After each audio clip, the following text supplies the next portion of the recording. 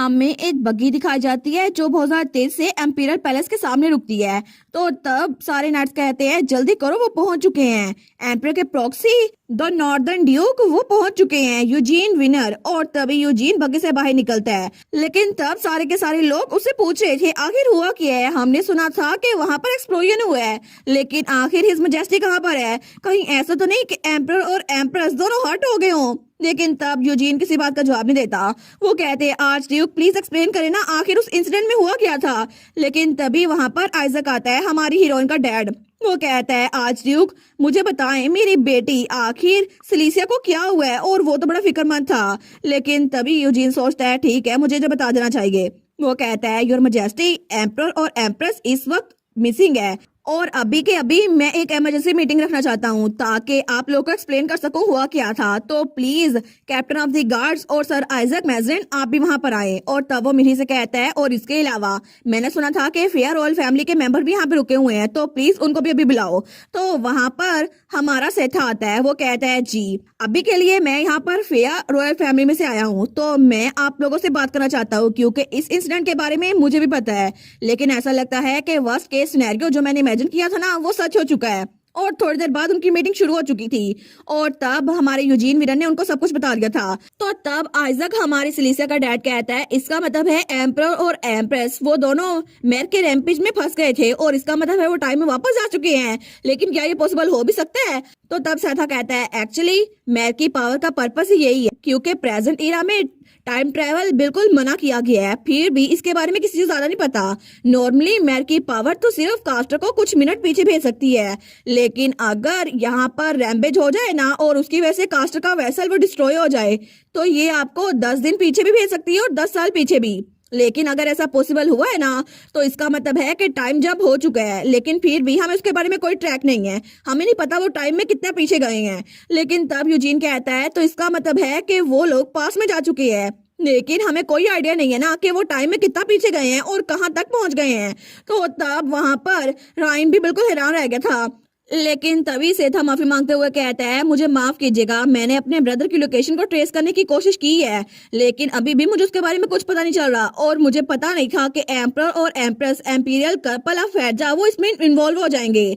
लेकिन इसके लिए मैं आपके साथ इस सिचुएशन में फुली कोऑपरेट करूंगा। तो रायन वहां बिल्कुल सीरियस बैठा हुआ था, वो कोई बात नहीं करता। तो तभी सेथा कहता है मैं सबसे पहले फेया के मेर एक्सपर्ट को इकट्ठा करता हूँ। तो आइजक कहता है इसके अलावा जो सीन में विटनेस थे ना उनको भी इकट्ठा करो। तो वो कहता है जी। लेकिन तभी वहां से यूजीन जाने लगता है, तो पीछे से रायन कहता है हे archduke of the north, क्या तुम्हारे पास 1 मिनट है? मुझे तुमसे बात करनी है। तो यूजीन कहता है क्या सिर्फ हम दोनों? वो कहता है बिल्कुल। और थोड़ी देर बाद जब बाकी लोग बाहर जा चुके थे ना, तो वहां पे सिर्फ वो दोनों थे। यूजीन कहता है क्या तुम्हें इसके अलावा भी कुछ पूछना है? रायन कहता है बिल्कुल, और मेरा सवाल उस इंसिडेंट के बारे में बिल्कुल नहीं है। रिसेंटली मैं अभी एक रून एक्सपर्ट से मिला था, लेकिन मुझे ऑक्सीडेशन ऑफ रून के बारे में कुछ पता चला। तो तब ये बात सुनकर हमारा यूजीन थोड़ा फ्लिंच करता है, लेकिन तभी रायन उसको देखता है, वो सोचता है लगता है इसको पता था। तो तब वो स्माइल करते हुए कहता है इसका मतलब है तुम्हें इस बारे में पता था, लेकिन तुम में से कभी भी किसी ने मुझे कुछ नहीं बताया। तो वो कहता है बिल्कुल, असल में 5 ग्रेट टेरिटरीज में रून स्पेल बहुत ज्यादा यूज होते हैं, लेकिन सबसे ज्यादा मुश्किल रून जो है वो है रून ऑफ द अर्थ, जिसकी वजह से कास्टर की लाइफ फोर्स वो डिटेक्ट होती है, और अगर उसने ज्यादा यूज कर लिया ना तो वो मर भी सकता है, क्योंकि कास्टर ने अगर बहुत ज्यादा अर्थ रून यूज किया ना तो उसकी वजह से उसकी जान भी जा सकती है। लेकिन उसकी सबसे इम्पोर्टेंट सिम्टम ये है कि मरने से पहले किसी की आंखों का कलर अगर ब्लू हो ना तो वो बिल्कुल ग्रेस बन जाता है, जिसकी वजह से सिल्वर कलर की आंखें दिखती हैं। लेकिन तभी पास्ट में हमारी हीरोइन यान फैजा के पीछे जा रही थी, तो तब यान फैजा कहता है आखिर तुम कब तक मेरा पीछा करने वाली हो? तो हमारी कहती है मैं तो बस आपको प्रोटेक्ट करने के लिए आपके पीछे आ रही थी, लेकिन आखिर आप वार के दरमियान इधर उधर क्यों भटक रहे हैं? तो एम्परर वो कहता है अच्छा पहले मुझे ये बताओ तुम्हारा नाम क्या है? तो हमारी कहती है बस मुझे रेड विच कह सकती है।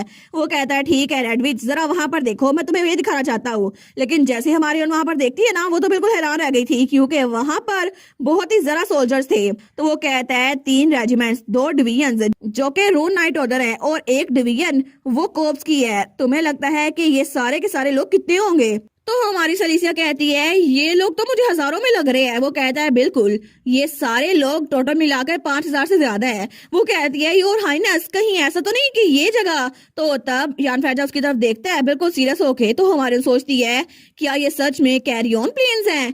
तो यान फैजा कहता है बिल्कुल, अगर हम इनको एलिमिनेट करने में नाकाम हो गए तो फैजा के पास कोई चांस नहीं होगा इस जंग को जीतने का।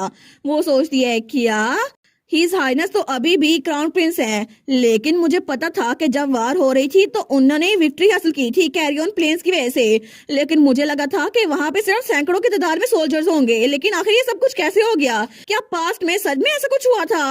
वो कहती है योर हाइनेस, आप सच में इन सबको अपने आप तो मारने की कोशिश नहीं कर रहे ना? वो कहता है हाँ बिल्कुल, मैं इतना भी जीनियस नहीं हूँ जो ऐसा कुछ करे बिना मरे, लेकिन जब तक मैं अर्थ रून यूज ना कर लूं। वो कहती है एक मिनट रुके योर हाइनेस, अर्थ रून, आपका मतलब है कि वो खतरनाक अर्थ रून, लेकिन अगर आपने बैटल में अपने अर्थ रून की पावर यूज की? तो वो कहता है बिल्कुल, अगर मैंने इसकी पावर यूज की तो मैं मर जाऊंगा, मेरी लाइफ फोर्स खत्म हो जाएगी, क्योंकि अगर मैंने इसको मैनेज ना किया तो तब ये फौज आगे बढ़ेगी और मेरे सिपाहियों को मार देगी, लेकिन उसकी वजह से फैजा को बिल्कुल भी फायदा नहीं होगा। इसी वजह से मैंने अपना ये आइडिया अबंडन कर दिया था कि अर्थ रून यूज करूंगा, लेकिन थोड़ी देर पहले तुमने जो तकनीक दिखाई जिसकी वजह से फायर रून को यूज कर सकते हैं और अपनी बॉडी को हील कर सकते हैं, तो अब मैं उसी तकनीक को यूज करूंगा, क्योंकि मेरी लाइफ फोर्स खत्म होने के बाद भी मैं अपने आप को रोजाना हील करता रहूंगा। तो हमारी सोचती है कि यार सच में? वो कहती है योर हाइनेस, आखिर आप सोच क्या रहे हैं? वो कहता है सबसे पहले जब तक मैं जिंदा हूं ना, अपनी बॉडी को रोजाना थोड़ा थोड़ा करके जलाता रहूंगा फायर रून के जरिए, लेकिन इस तरह मैं सर्वेंट फोर्सेस को बिल्कुल खत्म कर दूंगा।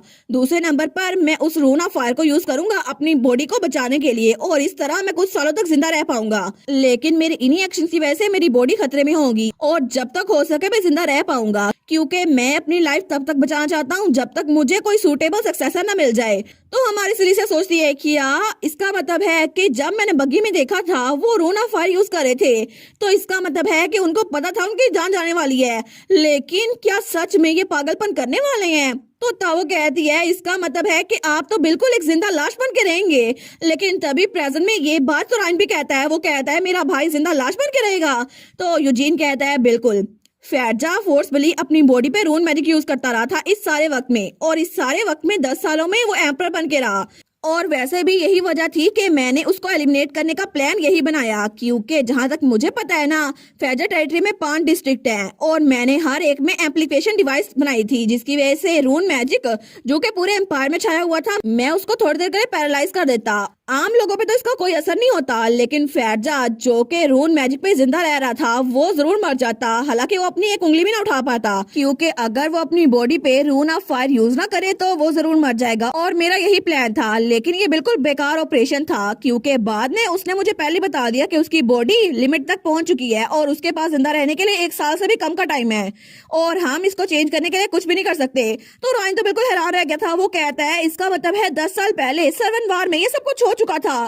तो हमारी सलीसिया भी यही सोचती है, वो सोचती है सच में यान फैजा की जिंदगी मतलब प्रेजेंट में वो खत्म होने वाली है, लेकिन दूसरी तरफ हमारे प्रेजेंट वाला यान फैजा वो तो हमारी छोटी सलीसिया को उठाए हुए था, और दूसरी तरफ हमारी सलीसिया जो कि छोटी सी थी वो तो बड़ी खुश थी कि यान फैजा ने उसको उठाया हुआ था। वो कह दिया वाह ये तो कितने हैंडसम है ना, मैं तो आपके साथ ही रहूंगी।